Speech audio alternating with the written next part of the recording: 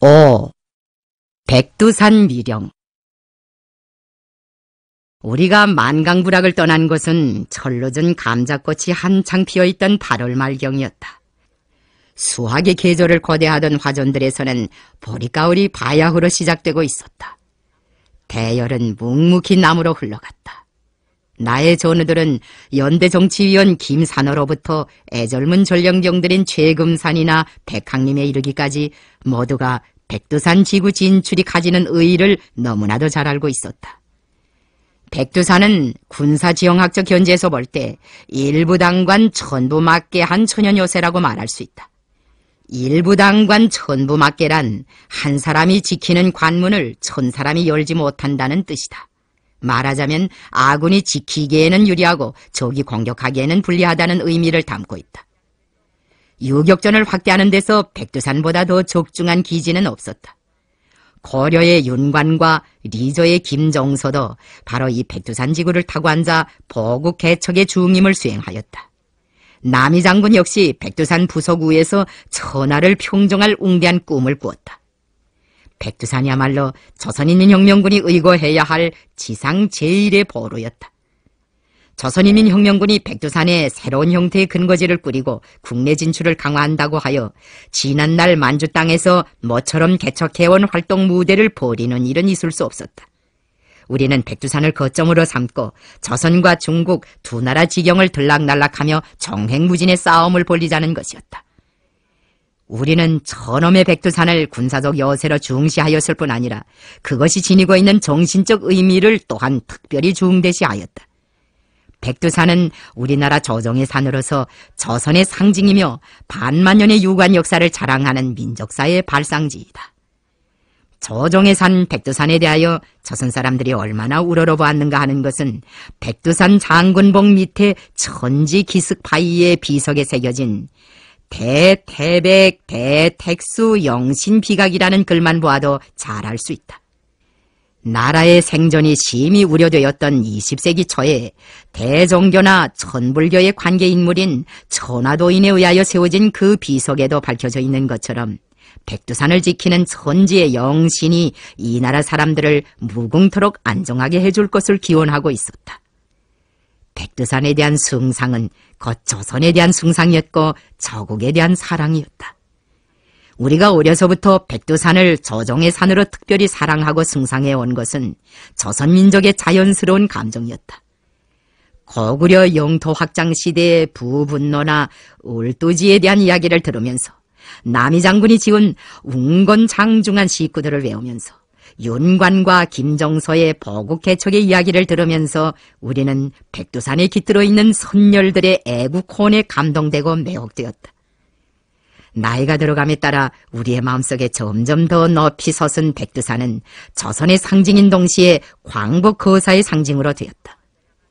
백두산을 타고 앉아야만 민족의 모든 역량을 항쟁의 마당으로 불러낼 수 있고 그 항쟁의 최종적인 승리를 보장할 수 있다는 사상은 1930년대 전반기에 항일혁명 투쟁이 가져다준 정화이며 응당한 귀결이기도 하였다. 만강에서 백두산으로 가려면 대궐령을 넘어야 한다. 대궐령은 두매의 늙은 포수들조차 향방을 잘 가늠하지 못하는 대고연한 처녀림들로 덮여 있었다. 석 달 전에 선발대 사명을 띠고 장백에 파견되어 가서 임무를 책임적으로 수행하고 돌아온 김주현이 길잡이가 되어 대호를 안내하였다. 그가 인솔한 사업부대는 백두산 쪽에 나가 그 일대의 적정과 지형들을 정찰하고 주민 동향들을 조사하면서 알맞춤한 미령 후보지들을 탐색하는 한편 부대의 진출 통로를 성과적으로 개척해 놓았다. 우리는 만강천 줄기를 따라 골짜기로 깊숙이 들어가다가 대궐령의 우를 창창한 원시림 속에 스며들었다. 계절을 따지면 여름이 끝나지 않은 때였으나 고산지대의 넓은 잎 나무들에는 단풍이 들고 선기가 났다. 우리는 대궐령을 넘는 이 행군길에서 26번째의 국치를 맞이하였다. 만강을 떠난 우리가 신들매를 갈아대며 남하 행군을 다그치던 그 시기는 또한 제7대 조선 총독으로 임명된 일본 육군대장 미나미가 서울에 들어서던 때와 거의 일치한다. 우리는 무성현성 전투를 치르기 전에 신문지상을 통하여 미나미가 우각기의 뒤를 이어 새 총독으로 임명되었다는 것을 알고 있었으며 그가 우리들과 엇비슷한 때에 조선에 들어서리라는 것도 짐작하고 있었다. 미나미의 서울 행차와 조선인민혁명군의 백두산 진출이 같은 때에 있게 된 것은 우리들의 심리에 미묘한 자극을 주었다. 조선에 대한 일본의 강점이 후한무치한 강도 행위였다는 것은 온 세상이 다 알고 있는 사실이다. 그네들은 처음부터 그 강점을 합법적이며 정당한 것이라고 묘사하였지만 합방은 어디까지나 철저한 강도 행위였다. 강도들에게는 그들 나름의 생활 철학이 있다. 남의 것을 강도적으로 빼앗아 거머쥐고는 그것을 찾자고 하는 주인을 도리어 강도라고 우겨대는 것이다. 적반하장의 이거리 난 일본 제국주의자들이 조선인민혁명군에 대한 비칭으로 사용한 비적단, 마적단, 공비단 하는 따위의 표현들은 모두가 그와 같은 강도의 논리를 타고 고안된 악명들이다. 강도가 판을 치는 세상에서는 모든 것이 죄다 거꾸로 뒤집혀지는 법이다. 불청객 미나미는 제법 주인 행세를 하면서 대낮에 서울 장안으로 버젓이 들어서고 반면에 주인인 우리들은 길도 없는 밀림을 헤치며 제 나라 땅으로 숨어 들어가야 했으니 얼마나 통탄할 일인가. 나는 대궐령을 넘어서자 본래의 행군 계획을 변경시켜 압록강 연안을 에돌아 백두산으로 들어가기로 작정하였다.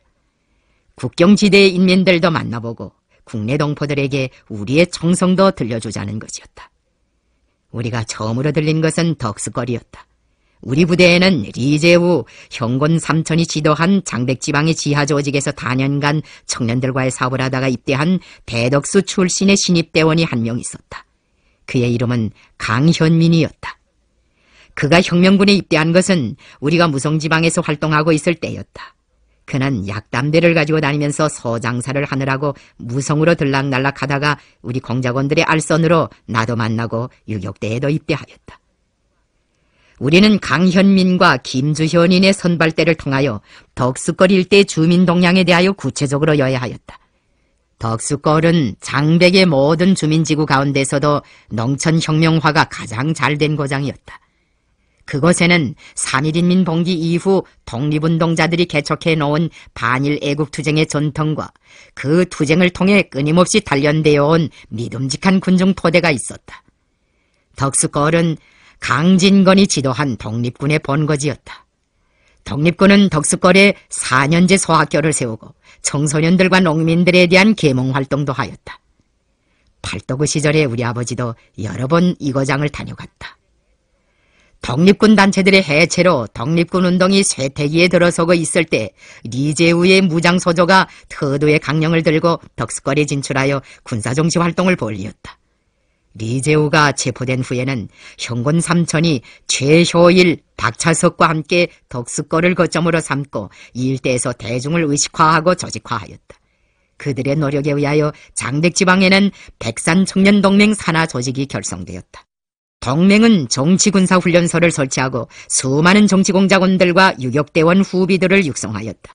조선혁명군 무장소조가 국내로 떠나가고 동맹 간부들 중 많은 사람들이 감옥으로 끌려간 다음에도 동맹원들은 지하에서 꾸준히 투쟁을 계속하였다. 우리는 수많은 애국지사들과 공산주의자들에 의하여 계몽되고 교양되고 혁명화된 대중적 집안에 기대를 걸고 있었다. 부대가 덕수걸 지경에 들어서자 김주현은 선발대로 나와 활동할 때 믿을 만한 인물로 좀 찍어두었던 염인환 노인의 집으로 나를 안내하였다. 어느 구석을 둘러보나 가난이 푹 배어있는 촌 의원네 집이었다. 침술이 능하기로 소문나서 덕수걸 일판에서는 물론이고 장백이나 림강, 지호는 압록강 건너에서도 발구나 탈구지로 모셔가기도 한다는 의원이라지만 약값의 본전도 거둬들이지 못해 이 집의 안주인은 끼니 때마다 빈 바가지를 치마폭에 감춰들고 쌀동량을 다니는 형편이라 하였다. 그 전날 의원 간판을 내에 걸었던 팔도구와 무성 시절의 우리 집을 방불케 하는 살림이었다. 염노인은 자청하여 내 손맥을 짚어보고 지나치게 과로하고 식음을 소홀히 한 탓에 신기가 허해졌다면서 산삼 한 뿌리를 내놓았다. 만강의 허락여 노인도 우리와 헤어질 때 먼보신에 쓰라고 하면서 장철구와 백학님에게 산삼 몇 뿌리씩을 쥐어주었다고 하였다. 일본군과 만주국군이 무성해서 김장군이 인사한 항일연합부대에 얻어맞고 수백 명이나 북망산 귀신이 되었다는데 그게 정말이일까? 염노인이 나에게 한 질문이었다. 무성현성 전투 소식이 벌써 이거장에도 바닥에 퍼진 모양이었다. 내가 정말이라고 하자 노인은 무릎을 철썩 쳤다. 됐수다. 이제는 조선이 살아났수다. 우리에게 하룻밤의 잠자리를 마련해주고 한 끼의 감자보리밥을 내놓은 것 때문에 훗날 여민환 노인은 이도강 경찰서에 끌려가 학살되었다. 노인이 당한 불행을 상기하느라면 지금도 살이 뚫린다. 언젠가 서부대를 데리고 그 지방을 지나게 된 기회에 나는 일부러 염노인의 묘소를 찾아서 제주를 붓고 절을 드리었다. 다음날 우리는 새벽 이슬을 걷어차며 대덕수로 향하였다. 발밑으로 마을이 굽어 보이는 등성이에서 삶은 감자 몇 알씩으로 대강 조반을 구운 때였다. 나는 리동학 중대장에게 깃발대를 준비하였다가 대덕수로 내려갈 때 대열선두에서 깃발을 높이 들고 나팔소리를 내라고 지시하였다. 기간 눌려 사는 우리 인민들에게 조선인민혁명군의 위풍당당한 모습을 보여주고 싶었다. 우리를 맞이한 대덕수 사람들의 기쁨과 놀라움은 한량없었다. 신식보청에 기관청까지 그쯤하게 갖춘 수백 명의 조선 군대가 대낮에 그것도 깃발을 들고 천하가 들썩하게 나팔소리까지 내며 나타나기는 마을이 생긴 이래 처음이라고 하였다. 나는 이거장 사람들에게 만강의소와 같은 연극 공연을 펼쳐보일 작정으로 가설무대를 준비시켰다. 그러나 점심이나 지내고 하려던 공연 계획은 실현할 수 없게 되었다. 점심상을 받아놓고 수저를 들려는데 불시에 적들이 밀려들었다. 그 바람에 누렇게 익어가는 보리밭을 사이에 두고 싸움이 벌어졌다. 다 익은 곡식이 피해를 당할까봐 마음 씌어지던 일이 지금도 잊혀지지 않는다. 적들은 보리밭 맞은편에서 고랑을 따라 접근해왔다. 나는 적들이 보리밭을 거의 다 벗어져 나오기를 기다렸다가 사격 신호를 올렸다. 우리 대원들이 그 싸움을 솜씨있게 치루었다. 적들은 수십 명의 사상자를 내고 이도강 쪽으로 퇴각하였다. 그것이 장백에 나와서 진행한 첫 싸움이었다. 대덕수에서 울린 첫 총성으로서 우리는 조선인민혁명군이 백두산에 나왔다는 것을 저국인민들에게도 알려주고 적들에게도 알려주었다. 마을은 명절처럼 흥성거리었다. 이웃마을 사람들까지 대덕수에 모여들어 우리의 승전을 축하해 주었다. 인민들은 감자떡을 치고 녹마국수를 눌러 우리를 환영하였으며 우리 대원들은 춤과 노래로 그에 답례하였다. 나는 선동연설을 하였다. 그 연설에 대한 반응이 좋았다. 팔자수염의 한 노인은 이렇게 말하였다. 장군이 백두산에서 조선 독립을 위해 싸울 생각이 있는 사람은 여기에 다 모여라 하고 소리만 쳐주시오. 그러면 삼천리 방방곡곡에서 사람들이 구름처럼 몰려들 거우다. 나도 비록 늙고 허리 굽은 몸이지만 아무 시중이건 다 둘 수 있으다. 후에 알고 보니 그 고무적인 말을 해준 노인이 서덕수의 꼽새 영감이었다. 꼽새 영감에 대해서는 대통령감도 잘 알고 있었다. 대통령감이 군비단에서 함경남도 통신사무국장으로 사업할 때 꼽새 영감은 거기서 중대장으로 활동하였다는 것이다. 대통령감은 10여 년 만에 감격적인 해후를 하게 된 옛날의 전우를 자랑스럽게 소개하였다. 꼽새 영감의 본명은 김득현이다. 김세현은 독립군 활동을 할 때부터 쓰기 시작한 가명이다. 그는 선천적인 겁사등이가 아니었다. 그저 겁사등이처럼 등이 몹시 굽었을 뿐이다. 본래는 그도 허리가 꼿꼿하고 가슴이 쩍 벌어진 균형 잡힌 몸매의 청년이었다. 그가 꼽새처럼 허리가 휘어든 데는 경의를 표할 만한 사연이 있었다. 그는 함경도 태생이었는데 합방 직후에 음산한 시절에 살길을 찾아서 덕수골로 이주해왔다. 이거장은 떠나온 고향과 조국에 대한 향수로 살아가는 유랑민들의 개척초원이었다. 덕숫거리에 잃어버린 저국을 되찾고 고향에 돌아갈 길을 열어준다는 군비단이라는 것이 생겨나자 김득현은 주저없이 거기에 입단하였다. 그는 단의 자금을 마련하기 위하여 13살짜리 귀한 딸을 남의 민며느리로 보내는 것도 서슴지 않았으며 무기를 구하려고 내전을 치르고 있는 먼 러시아 땅에 가서 그곳 싸움터에까지 뛰어들었다. 그러나 10여 년에 걸쳐 그처럼 혼신적으로 활약한 것 때문에 후에는 여느 단우들보다 더 긴 옥살이를 하게 되었다. 수인들은 하루 14시간, 15시간씩 수동 직기로 초원을 짜내는 일을 강요당하였다. 조금만 허리를 펴도 채찍과 몽둥이가 그들의 등허리를 사정없이 들부시었다. 7 내지 8년간이나 지속된 그 지긋지긋한 고역은 마침내 김득현의 허리를 영영 휘어놓고야 말았다. 껍새 영감은 폐인처럼 보였으나 그의 가슴속에 간직되어 있는 애국열과 투쟁열은 조금 더 식지 않았다. 그가 리제우의 무장소저에 선참으로 흡수된 것은 우연한 일이 아니었다. 그는 김주연을 만난 때로부터 우리가 백두산에 나오기를 일일천추로 고대해왔다고 고백하였다. 김주연은 장백의 선발대로 나왔을 때 이미 그와의 친결을 맺어두었다. 간단한 연애 공연과 연설을 마친 다음 나는 부대에 철수 명령을 내리었다. 마을 사람들은 정을 붙이자마자 이렇게 훌쩍 떠나는 법이 어디 있느냐고 하면서 하룻밤만이라도 묵어달라고 간청하였다. 나는 부득이 떠나야 할 까닭을 설명해주지 않을 수 없었다. 적들이 증언대를 끌고 어느 시각에 달려들지도 모르니 우리가 자리를 떠야 마을이 피해를 당하지 않게 된다고 하였다. 우리가 떠날 때 길잡이는 다름 아닌 꼽새 영감이 하였다. 나는 김득현 노인에게 저국광복회 10대 강령과 저국광복회 창립 선언이 등사되어 있는 서책자를 주었다. 우리가 압록강 연안에 나와서 이 서책자를 준 사람으로는 그가 첫 번째이다. 그 후 얼마 지나지 않아서 덕수지구에는 저국광복회 하부 조직들이 생겨났다. 꼽새 영감은 16도구의 한 분해 성원이었다.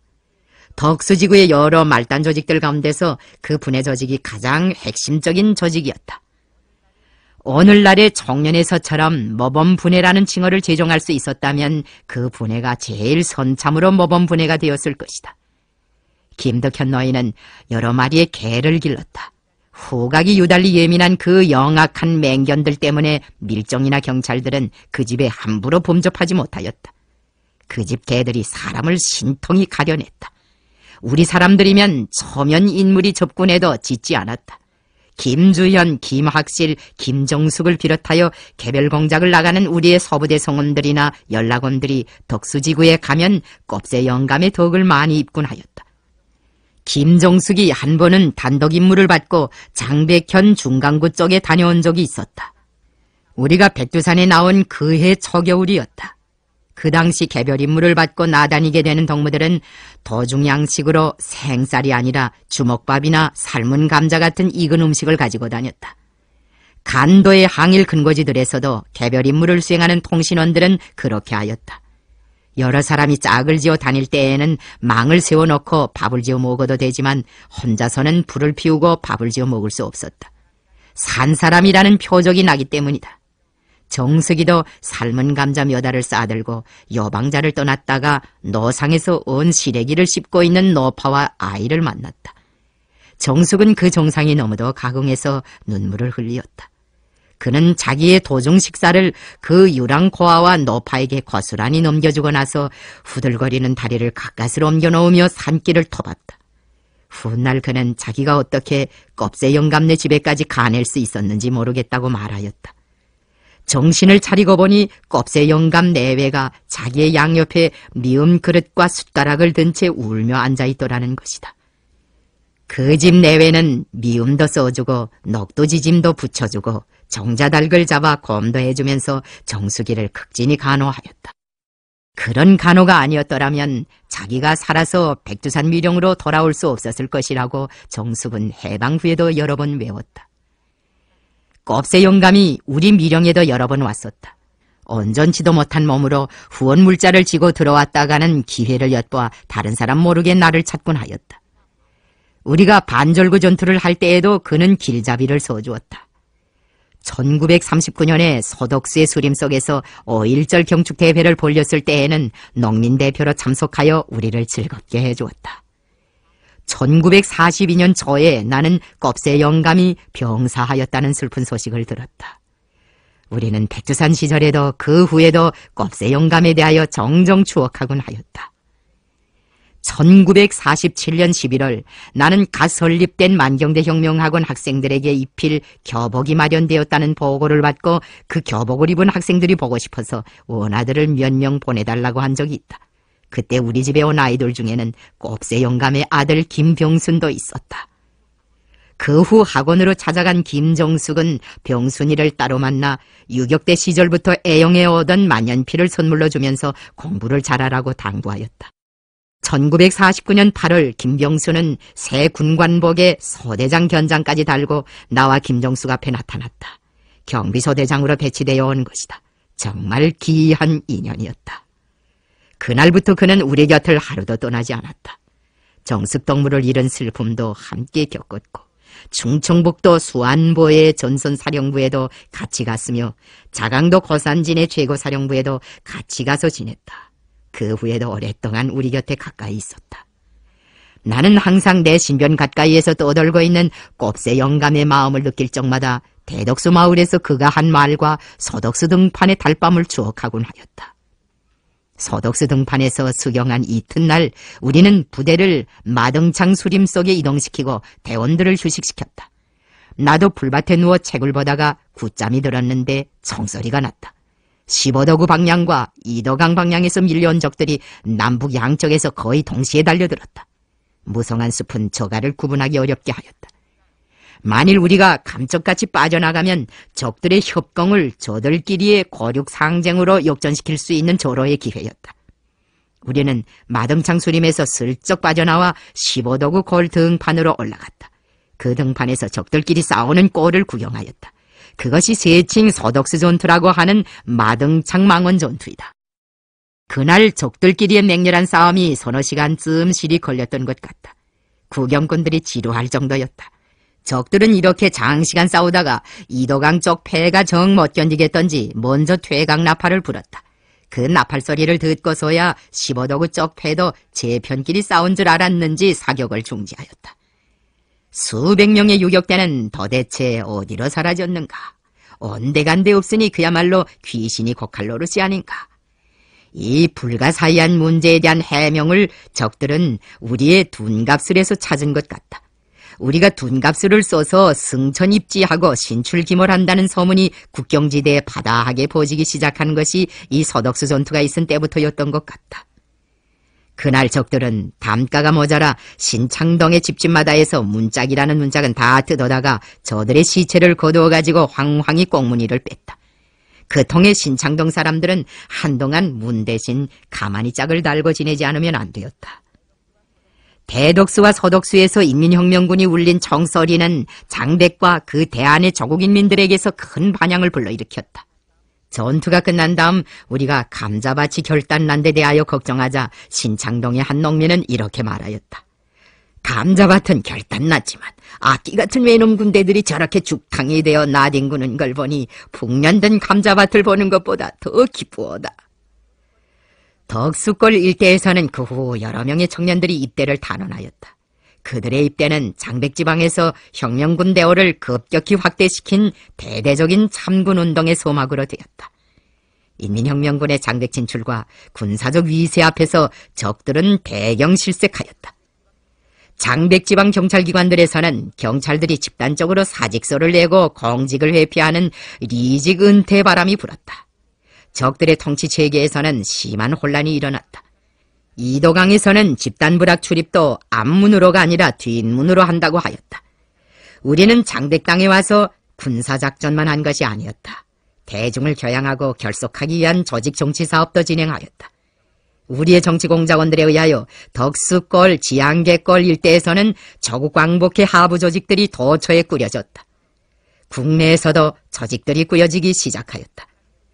백두산 주변의 곳곳에 생겨나기 시작한 그 조직들은 새로 창설되는 근거지의 믿음직한 정치적 기반으로 되었다. 우리는 소덕수 전투가 있은 다음에도 압록강 연안의 여러 마을들을 돌면서 장백현 15도구, 동강 13도구, 용천리 20도구, 이종점 등 곳곳에서 연속 전투를 벌였다. 압록강 연안 일대는 벌둥지를 쑤셔놓은 것처럼 소란스러웠다. 우리가 우회노정을 택하면서 세웠던 목적은 원만하게 달성된 셈이었다. 이제는 백두산으로 들어가 보금자리를 틀 때가 되었다. 나는 김주현과 리동학을 앞세우고 백두산 미령 후보지로 향하였다. 부대의 기본 지휘성원들과 경위대 그리고 일부 전투 중대들이 우리와 동행하였다. 나머지 인원들에게는 장백 쪽에서 좀 더 소란을 피우라는 과업을 주어 떨구어 놓았다. 김주현, 리동학, 김운신 등에 의하여 탐색된 서백수 거울은 우리가 백두산 지구에 잡아놓은 국내의 첫 미령 후보지였다. 서백수거리에서 서북방향으로 40리가량 되는 곳에는 백두산이 솟아있고 20리쯤 되는 지점에는 선호산, 동북방향으로 10리 정도 떨어진 수림 속에는 간백산이 각각 솟아있었다. 서백수골 뒤에 길게 가로놓여 있는 산은 사자봉이라고 불렀다. 우리가 부대를 이끌고 서백수골로 나온 것은 집을 떠났던 주인이 오래간만에 자기 집으로 돌아온 것과 같은 경사였다. 항일혁명이라는 큰 역사의 흐름으로 볼 때에는 활동 중심을 동만에서부터 백두산으로 옮겼다고 할 수 있다. 집을 떠나서 객지에 올마간 가 있던 사람이 다시 자기 집으로 돌아오면 그것은 이웃들에게도 경사로 되는 법이다. 그러나 어느 시인의 시에도 있는 것처럼 날새도 고적에 태우다 나라 떠나고야 만다는 백두의 중중심초 서백수거울에는 우리를 축하해 줄 만한 이웃조차 없었다. 우리를 맞이한 것은 설레이는 수림과 골개물뿐이었다. 저국의 인민들은 아직 우리가 서백수골에 나왔다는 것을 모르고 있었다. 대오를 짓고 백리 밖에만 가면 두 팔을 벌리고 우리를 뜨겁게 안아줄 저국의 인민들을 얼마든지 만나볼 수 있었다. 그런데 그 백리 밖에는 총검을 들고 우리를 겨누는 섬나라 불청객들이 있었다. 그 불청객들만 아니라면 우리는 백두산의 누운 사태처럼 쓸어내려가 사랑하는 인민들과 격정에 넘치는 상봉을 할 수 있었을 것이다. 오로지 싸움만이 우리에게 저국 동포들과의 상봉을 마련해 줄 수 있었다. 우리는 바로 그 싸움을 위하여 백두산 지구에 나왔고 그 싸움을 위하여 서백수골의 보금자리를 잡은 것이었다. 그때 나와 함께 서백수골에 나왔던 사람들은 자기들이 보금자리로 삼았던 그 깊고 깊은 골짜기가 훗날 온 세상 사람들이 찾아오는 유명한 사적지로 되리라고는 감히 상상도 하지 못하였다. 우리는 흔적을 남기지 않기 위하여 낙엽이 끊임없이 떠내려오는 서백수 물줄기를 따라 고란으로 올라갔다. 오늘날 서백수골을 찾아드는 답사자들은 이 고장이 반세기 전만 해도 얼마나 대고연한 정막강산이었는지를 아마 상상도 못할 것이다. 관광버스와 답사자들이 줄지어 다니는 훌륭한 포장도로, 고급 호텔에 비교도 그닥 손색 없을 답사 수경소들과 수경소 마을, 사철 끊임없이 이어지는 행렬들과 노랫소리, 이 모든 것으로 지금은 지난날의 정적과 정갈이 새롭게 가꾸어졌지만 우리가 첫 발을 들여놓던 그 당시는 산짐승들이 지나다닌 자국조차 쉽사리 찾아볼 수 없었던 원시림지대였다. 개벽 이래의 모습을 고이 간직하고 있은 당시의 서백수거울은 그 뛰어난 경계와 천엄의 여세다운 지세부터가 우리 마음에 들었다. 서왕청 마천 시기에 우리 유격대 지휘부가 자리 잡고 있은 리수구 골의 자리가 대단히 좋았다. 골도 깊고 산세도 험하여 적들이 수월히 범접할 수가 없었다. 어쩌다 가까스로 기어든다 해도 처물리치기 좋은 지세였다. 사자봉 아래쪽의 합수목에서 백두산 미령자리로 들어가는 서백수골의 지형과 산세는 신통이도 서왕청의 리수구 골과 비슷하였다. 리수구골과 서백수골이 약간 차이나는 점은 리수구골보다 서백수 협곡이 좀 더 웅심 깊고 아름답다는 것이다. 고란 깊이 들어갈수록 그 차이는 현저해진다. 천산만악을 거느린 백두영봉의 갈피 속에 자리 잡은 골짜기인 것만큼 역시 골도 깊고 산도 덩지가 컸다. 우리는 어둡기 전에 장수복 맞은편 산원저리와 서백숫가에 수경천막을 치고 그날 밤을 지냈다. 나는 하룻밤에 서너 시간 이상 잠자는 경우가 드물다. 산에서 싸울 때도 대체로 새벽 2시경이면 어김없이 깨어나 불을 켜놓고 책을 보곤 하였는데 그날 밤에는 너무 고온해서 새벽 독서를 하지 못하였다. 아침에 일어나 보니 밤사이에 소리가 내렸다. 백두산 지구는 여느 데보다 겨울도 길고 눈도 많이 내린다. 이 지구에 한 번 내린 눈은 쉽게 녹지 않는다. 6월 말이나 7월 초까지도 묵은 눈을 볼 수 있는가 하면 9월 하순이나 10월 초순에는 산정에 내려앉는 햇눈을 볼 수 있다. 눈이 쌓이고 더 쌓여서 사람의 키를 넘는 때도 많은데 그렇게 되면 눈 속의 굴기를 뚫어야만 다닐 수 있다. 미령 밖으로 나다닐 때는 설피를 신어야만 하였다. 그러지 않았다가는 깊은 눈구덩이 속에 빠져들어 불상사를 당할 수 있었다. 그러나 강풍과 폭설의 위협을 무시로 받고 있는 이 오목한 고산지대에도 사계절의 구별은 있어 우리는 서로 다른 계절이 베풀어주는 혜택을 입을 수가 있었다. 나는 너옥산 전투를 할 때 청취를 처음 먹어보았는데 맛이 아주 좋았다. 쌈을 싸먹으면 부르보다 오히려 낫다. 병풍은 장백현 19도구 리훈의 집에 가서 처음 먹어보았다. 그것도 역시 별맛이었다. 그런 산나물들이 백두산 지구에 많았다. 청취는 대홍단벌에 많았고 병풍은 삼지연 부근에 많았고 무수해는 대계봉에 많았다. 작식대원들이 따들인 그 산나물들이 우리 백두산 주민들의 여름 식탁을 풍성하게 해주곤 하였다. 백두산 미령에서 정착 생활을 할 때 작식대원들은 터밭을 마련하고 남새 농사까지 지었다. 새초밭 한 옆에 터밭이 있었다. 여러 가지 남새 농사를 지었으나 배추, 무는 안 되었다. 그러나 부루와 쑥갓만은 잘 자랐다. 서백수의 산천어도 이따금씩 식탁에 올랐다. 그때는 마리수가 적었지만 지금은 양어가 잘 되어 마리수도 많아졌다. 백두산 미령지에 처음으로 들어온 다음 날 나는 지휘송원들과 함께 미령 후보지를 돌아보았다. 선발대 동무들이 내정해준 병력 위치들도 살펴보았다. 그리고 간부회의를 하였다. 이 모임에서는 나모들을 출발하여 백두산에 이르기까지의 원정에 대하여 청화를 지었다. 백두산을 타고 앉아 해나가야 할 사업에 대하여서도 진지하게 토의하고 분공도 조직하였다. 그 모임에서 토의되고 모임 뒤에 곧 실천행동으로 옮겨진 문제를 한마디로 집약하면 우리 앞에 긴절한 과업으로 나서고 있는 백두산 근거지 창소를 적극 다그치는 것이었다. 그것은 미령 건설과 조직 건설이라는 두 가지 의미를 포괄하고 있었다.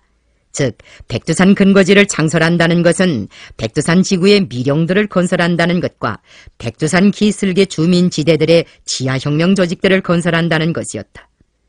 1930년대 전반기에 우리가 동만에서 창설하였던 유격구와 후반기에 백두산에 나와서 새로 창설한 백두산 근거지 사이에는 내용상에 있어서나 형태상에 있어서 상당한 차이가 있었다.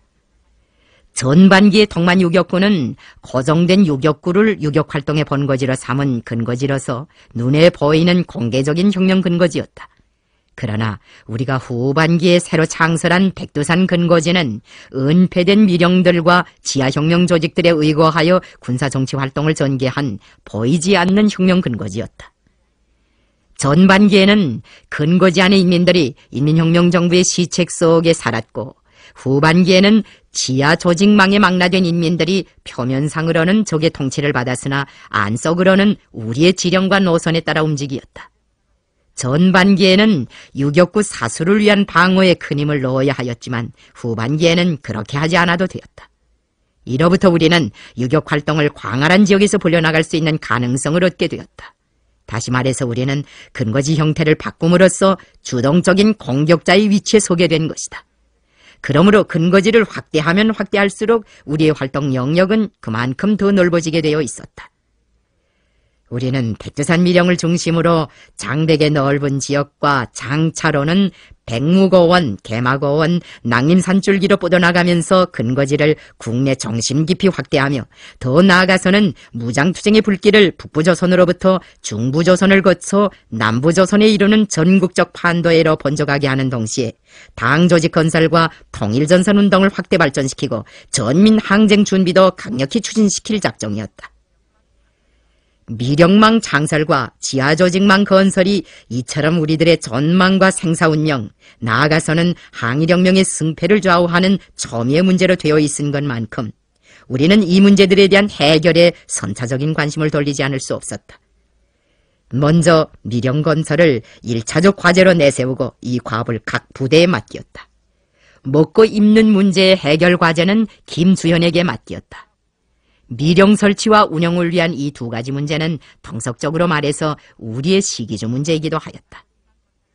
지하조직망 건설을 방조해줄 인재를 적극 탐색하며 우리 인민의 사기를 북돋아주어 그들이 광복성업에 발벗고 나서도록 필요한 전투활동을 진행하는 것도 역시 중요한 문제였는데 이 두 가지 과업은 리동학의 중대에 맡겼다. 지휘관들은 백두산 근거지 창설을 위한 분공수행에 지체 없이 착수하였다. 김주현과 리동학이 중대를 이끌고 떠나갔다. 그 밖에 여러 사람들에게도 개별 임무를 주어 공작지로 떠나보낸 다음 나도 경희대와 칠련대의 일부 성원들을 데리고 거미골로 향하였다. 황공동 부락에서 갈라진 부대의 기본 역량과 만나게 되어 있는 곳이 거미골이었다. 서백수골에서 거미골로 갈 때의 걸음이 잠옷 인상적이었다. 나는 그때 선어산과 3단 폭포를 보았는데 참으로 신비경이었다. 우리 일행은 길을 제대로 찾지 못하여 습속에서 많은 시간을 보냈다. 지금도 잊혀지지 않는 것은 배 타고 온천에 갔을 때의 일이다. 어느 쪽으로 어떻게 빠져나가야 할지 알 수 없는 수림의 바다에서 향방을 잡지 못하고 2시간 남아 왔다 갔다 하다가 몇 개의 정찰조를 여러 방향으로 내보냈더니 그 중에 한 정찰조가 노인 한 분을 모셔왔다. 백두산 턱 밑에서 홀로 산다는 늙은이라는데 만강 쪽에 서금과 접사를 얻으러 내려갔다 오던 길에 우리 정찰조를 만났다는 것이다. 우리는 노인의 안내를 받아서 그가 사는 대탁의 초막으로 갔다. 그 초막 옆에는 아주 좋은 온천이 있었다. 물이 어찌나 뜨거운지 가재를 넣으면 빨갛게 익었다. 우리는 그 물에서 목욕도 하고 빨래도 하고 가재도 익혀 먹었다. 언젠가 텔레비전 화면에서 이슬란드 사람들이 추운 한겨울에 야외 온천욕을 하는 것을 보니 대탁에서 온천욕을 하던 일이 생생하게 떠올랐다. 나는 그때 대탁의 노인과 많은 이야기를 나누었다. 어떻게 되어 백두산 턱 밑에까지 들어와 살게 됐는가고 물었더니 노인의 대답이 원래는 볼방에서 살았는데 시운이 기울어지는 것을 보고 조정의 산으로 올라왔다고 하였다. 망국로에 수치를 안고 죽기는 매일반인데 죽어도 백두산 밑에 와서 살다가 죽고 싶은 생각이 나겠지요. 나에게 천자문을 배워주던 서당 훈장님은 늘 조선 사람은 백두산을 안고 살다가 백두산을 베고 죽어야 한다고 말했수다. 정말이지 그 말씀은 비석에라도 새겨두고 싶은 금원이었었지요. 미간을 쪄푸리고 백두산 쪽을 응시하는 노인의 시선을 따라 끝없이 가느라면 그가 걸어온 구질구질한 한 생의 진창길이 펼쳐질 것만 같은 생각이 들어 나는 심경이 잠옷 엄숙해졌다. 백두산 밑에서 살다가 백두산을 베고 죽겠다는 노인의 말은 나를 감동시켰다. 그래, 백두산 둠의 맛이 어떻습니까? 별맛입니다. 감자 농사와 노루 사냥으로 고달프게 살아가고 있기는 하지만 외놈의 꼴을 보지 않으니 살이 지는 것 같수다. 그 노인과의 담화는 나로 하여금 백두산의 존재가 우리 민족의 정신생활에서 굳건한 기둥으로 되고 있다는 것을 다시 한번 확인하게 하였으며 백두산을 혁명의 채권지로 삼은 것이 1000만 번 옳았다는 것을 새삼스레 절감하게 하였다. 이웃도 없이 헐몸으로 백두산에서 인생 말년을 강인하게 보내는 그는 참으로 애국적인 노인이었다. 유감스러운 것은 그 늙은이의 성씨를 묻지 못하고 헤어진 것이다. 라자그 등판의 만호인처럼 그에게도 책이 많았다. 우리가 온천역을 마치고 대탁을 떠나 고미골로 향할 때 너희는 나에게 여러 권의 소설책을 선물하였다. 훗날 우리는 바로 대탁 온천지의 전장에서 부상당한 대원들과 허약자들을 위한 요양소를 꾸리었다. 우리 일행이 고미골에 도착한 후 어느 날 교화지방에서 활동하던 이연대 성원들이 고미골로 찾아왔다. 권영벽, 어종흡, 강위령 등이 바로 그때 교화에서 돌아온 사람들 속에 끼어 나와 함께 쌓였던 회포를 나누었다. 그들은 우리를 찾아오느라고 고생이 이만저만 아니었다고 하였다. 추운 날씨에 헛옷을 입고 제대로 먹지도 못하면서 백두산으로 찾아오다가 어느 목재소를 치고 소를 얻었는데 우리를 위해 2마리는 산채로 끌고 왔다. 피골이 상접한 그들의 모습과 헐어빠진 여름 군복을 보고 나는 마음이 아팠다. 그들도 나를 붙잡고 눈물을 흘렸다. 나는 그들에게 새 옷을 갈아입혔다. 겉옷뿐 아니라 내의도 갈아입히고 행전과 지하적도 갈아주었다. 세면도구도 일식으로 공급해주고 담배와 속량까지 내주게 하였다. 사령부의 명령에 따라 교화 쪽에서 돌아온 강위령은 박영순과 함께 고미골, 횡산, 홍두산 지구의 여러 곳에 미령들을 꾸리었다.